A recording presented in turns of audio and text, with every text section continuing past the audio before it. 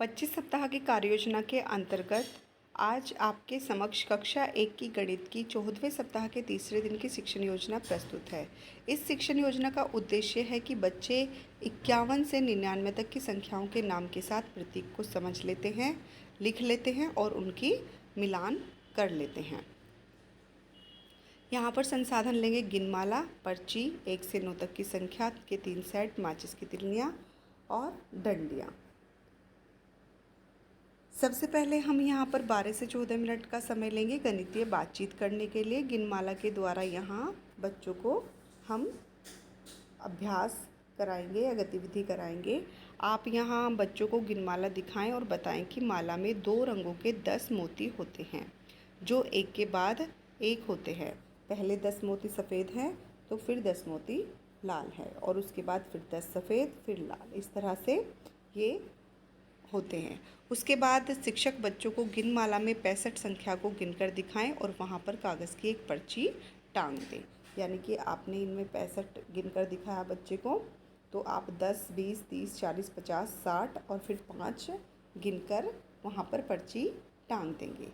अब आप 2 बच्चों को सामने बुलाकर उनको 83 संख्या कहाँ पर है बताने को कहें तथा संख्या पर पर्ची को टांग दें। आप बच्चों को 82, 28 और 91 एवं 19 तथा 58 और 85 को स्वयं करके दिखाएंगे। क्योंकि ये संख्याएं, इन संख्याओं में इनको एक दूसरे के विपरीत लिखा गया है तो इनमें बच्चा थोड़ा कंफ्यूज हो सकता है। उसके बाद आप बच्चों को एक रंग के 10 मोती होते हैं ये पैटर्न समझाएंगे कि जैसे कि आपने 58 पर पर्ची लगाई तो आप फिर 10 को बार बार ना गिन के 10, 20, 30, 40 इस तरह से उनको समझाएंगे कि 10 मोती होते हैं और ये पैटर्न समझाएंगे कि ताकि जब वो एक रंग के मोती देखें तो उनके उसे फिर से गिनना ना पड़े, वो एकदम से अनुमान लगा लें कि ये 10 है। आप गिनते हुए संख्या नामों को जोर से बोलें और हर संख्या और उसके प्रतीक की संगत पर जोर दें। जो भी आप संख्या बोल रहे हो तो उसको विशेष रूप से बोलते हुए लिखें ताकि बच्चे समझ सकें। दूसरी गतिविधि में संख्या पर्ची के द्वारा कराई जाएगी दक्षता शिक्षण। इसमें हम 18 से 20 मिनट का समय लेंगे। यहाँ पर आप संपूर्ण कक्षा को 3 समूह बनाकर प्रत्येक समूह को संख्या पर्ची और माचिस की तिल्लियाँ बांट देंगे। शिक्षक बोर्ड पर कुछ संख्याएं जैसे 67, 75, 57, 95, 59 आदि को लिखें। उसके बाद आप निर्देश दें कि मैं जितनी संख्या बोलूं आप उसे अंकों की पर्ची के द्वारा दिखाएं। साथ ही उतनी ही माचिस की तिल्लियाँ या डंडियों को उठाकर दिखाएं।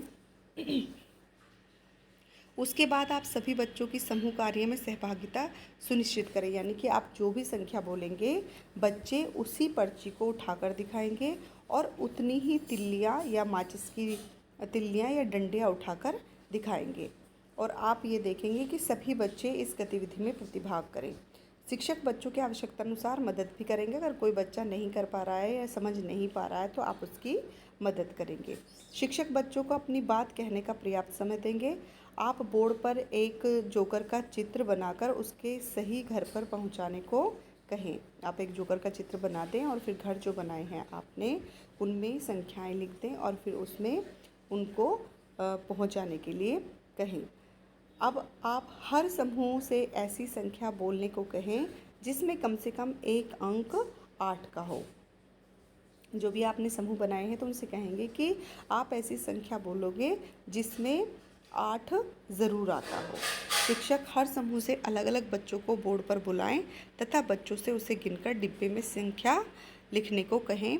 शिक्षक बच्चों को जवाब देने के लिए प्रोत्साहित करेंगे। आप बच्चों को, सभी बच्चों को जवाब देने के लिए प्रोत्साहित करोगे। ये नहीं कि कुछ बच्चे सिर्फ गुमसुम बैठे हैं और ना ही वो गतिविधि में प्रतिभाग कर रहे हैं, ना ही कोई जवाब दे पा रहे हैं। अब यहाँ पर जो तीसरी गतिविधि है उसमें कार्य होगा मिलान कार्य। ये बच्चे कॉपी में करेंगे। यहाँ पर 10 से 12 मिनट का हम समय लेंगे। तो आप यहाँ बोर्ड पर एक तालिका बनाकर बच्चों को अपनी कॉपी में बनाने के लिए कहेंगे। जैसे कि यहाँ पे तालिका बनाई हुई है तो यहाँ पर एक तरफ संख्या और एक तरफ चित्र लिखने हैं, चित्र बनाने हैं। तो जैसे यहाँ पर 59 लिखा हुआ है तो सामने 59 ही चित्र बनाने। अब आप बच्चों को निर्देश देंगे कि तालिका में लिखी हुई संख्या के अनुसार ही आप चित्र बनाएं। गोले, क्योंकि 59 है तो बहुत ज़्यादा है, तो गोले भी बना सकते हैं, या उनको और कुछ अच्छा लगे तो वो भी बना सकते हैं। अब आप एक अन्य गमले का चित्र बनाकर बच्चों से पत्तियों को गिनकर लिखने के लिए कहें। आपने कोई गमले का चित्र या पौधे पर फूल बनाए हैं, तो फिर बच्चों से आप कहेंगे कि अब आप इन्हें गिनकर लिखें। गोले को गिनकर घेरा लगाएं। जितनी भी नीचे संख्याएं हैं लिखी हुई हैं या लिखें, तो उतनी संख्याओं पर बच्चे उनको गिनकर गोला बनाएंगे।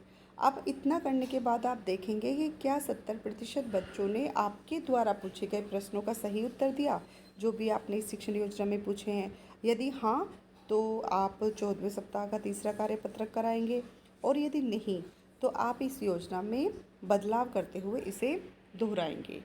अब ये हमारा कार्यपत्रक होगा इस तरह से। तो दी गई संख्याओं के नाम शब्दों में लिखें। पेड़ पर 62 अमरूद है, यहाँ अंकों में लिखे हुए हैं, तो ये सब हमें संख्याओं में लिखने हैं। दूसरे प्रश्न में खाली स्थान में संख्या लिखें।